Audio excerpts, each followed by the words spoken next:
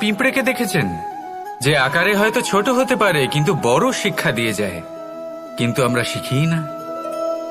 এবার দেখুন একটা পিঁপড়েকে, যে ভোজনের খোঁজে বাইরে বের হয়, একটা ছোট্ট দানা তুলে নেয়।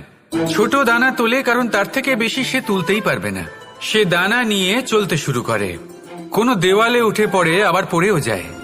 সেই দানা দূরে কোথাও একটা পড়ে যায়, তা আবার খোঁজে, তুলে নেয়, আবার চলতে থাকে। পড়ে যায়, আবার ওঠে, পড়ে যায়, আবার ওঠে। সেই দানাটা রেখে দেয়, আবার বেরিয়ে পড়ে ভোজনের খোঁজে।